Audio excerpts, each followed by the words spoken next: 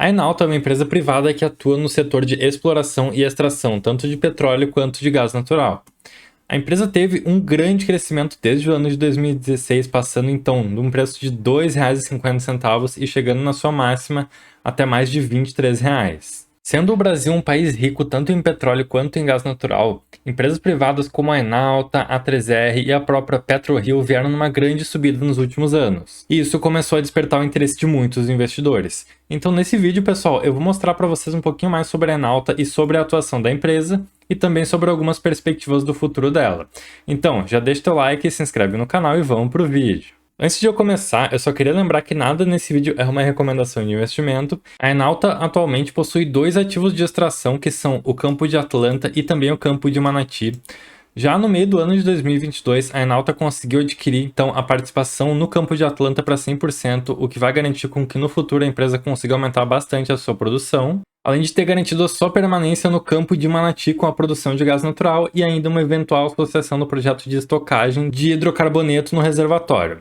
A empresa também, com um forte resultado no ano de 2021, conseguiu vir com caixa e um lucro líquido recorde muito bons, mas esses foram resultados não recorrentes e eu vou mostrar para vocês como isso acabou impactando então o resultado da Enalta no ano de 2022. Além dos ativos de produção da Enalta, que ficam então em Manati, lá no Salvador, e também em Atlanta, no Rio de Janeiro, a Enalta tem outros ativos de exploração, onde ela, sozinha ou juntamente com outras empresas, faz a exploração buscando a abertura de novos poços de petróleo ou de gás natural. No campo de Atlanta, onde é feita a extração de petróleo, a Enalta já tem um sistema de produção antecipado. Ela conta então com uma extensão do seu contrato até mais de 2025 e já 3 poços produtores de petróleo, buscando já perfurar também o quarto. A empresa vai passar para um sistema de produção definitivo, trazendo então um navio bem maior para atuar no campo de Atlanta e buscando aumentar bastante a sua produção no campo, e a Enalta busca então aumentar essa produção para mais de 50 mil barris por dia. Já no campo de Manati, onde é feita a produção de gás natural, a Enalta tem a participação de 45% no campo, sendo este um dos maiores campos de gás natural do Brasil. E a empresa produz então mais de 8 mil barris de gás natural por dia. Ela tem uma visão de futuro que busca então uma diversificação de portfólio, tanto com a aquisição de novos ativos já em produção para garantir uma geração de caixa, quanto também com uma alavancagem de seu crescimento investindo no desenvolvimento do campo de Atlanta e também com novas explorações buscando a abertura de novos poços. Um dos grandes pontos positivos da Enalta no curto prazo é justamente a questão do desenvolvimento do campo de Atlanta, pessoal.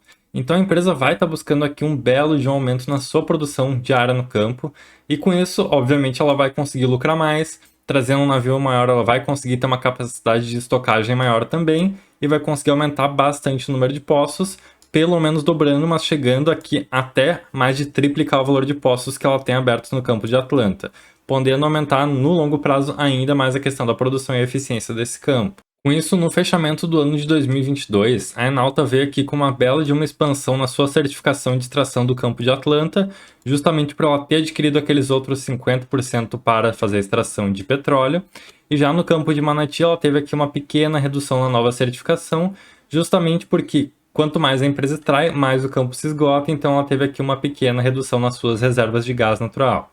E dando uma breve olhada também na produção da Enalta no ano de 2022, ela teve uma breve queda justamente pela redução aqui do campo de Manati, mas olhando para a receita, ela teve um aumento aqui de mais de 20%, e o principal responsável por isso foi justamente o campo de Atlanta, que tem sido extremamente rentável para a empresa. Chegando agora na parte da geração de EBITDA e de lucro líquido da Enalta, a primeira coisa que eu queria trazer para vocês é como a empresa não teve aqui lucros e EBITDAs não recorrentes, ou seja, ela se manteve somente com o que já era esperado e com os valores recorrentes desse ano de 2022, o que fez com que a empresa tivesse uma redução no seu EBITDA de cerca de 65% no totalizado do ano em relação ao ano passado, e também uma redução de quase 75% no seu lucro líquido. Mas o que acontece aqui, pessoal? Acontece que esses valores não recorrentes de lucro e de EBITDA que trouxeram recordes à empresa tiveram aqui como causas a questão da participação adicional no campo de Atlanta e também um reconhecimento de uma venda de Carcará que ela fez no final do ano de 2021. Então todos esses pagamentos acabaram impactando de forma não recorrente o resultado da empresa. Mas aí vem a grande questão: se formos olhar para os resultados recorrentes, ou seja, aqueles esperados e que devem acontecer ano após ano, A empresa teve um aumento no seu EBITDA de 6,5% em relação ao quarto trimestre aí de 2021 e no totalizado do ano, um aumento de mais 13,7%, ou seja, a empresa conseguiu ter um crescimento bem interessante aqui no totalizado do ano. Além disso, ela teve um crescimento no seu lucro líquido de mais de 10% no trimestre, mas uma redução no totalizado do ano de quase 4%. Então fica aqui um ponto de atenção para a Enauta, que não conseguiu converter o seu aumento de EBITDA em lucro. E aí um outro ponto positivo da Enauta também é que a empresa não tem muitas dívidas, ou seja, o EBITDA da empresa hoje já é acima do endividamento que ela apresenta, e por isso ela é uma empresa que está extremamente tranquila na questão de endividamento e também na taxa de juros que vem aumentando, o que traz bastante facilidade para ela adquirir dívidas e poder iniciar novos investimentos.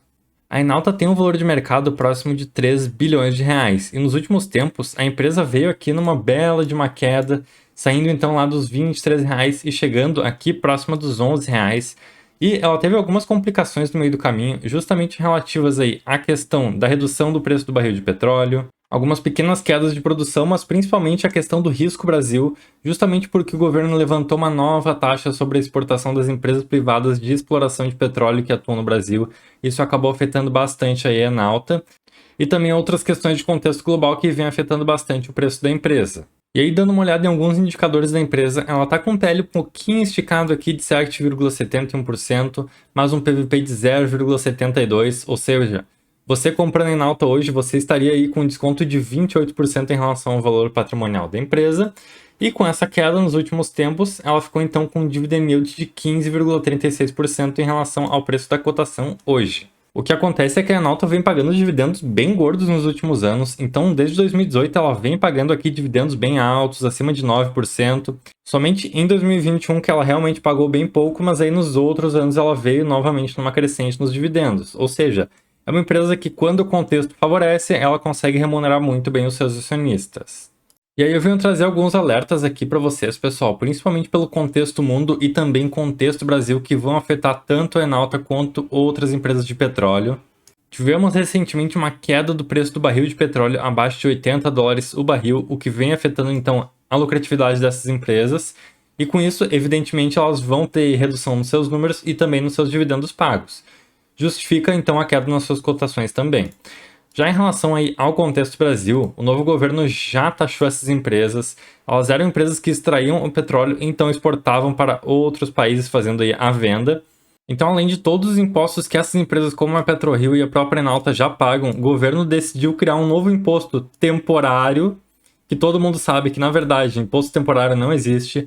É bem provável que o governo defina esse imposto aí como definitivo, e isso certamente vai ter um grande impacto no fechamento do ano dessas empresas, pessoal. E não só a questão da taxação é o problema, mas também o aumento da visão de risco que os investidores têm quando olham para o Brasil.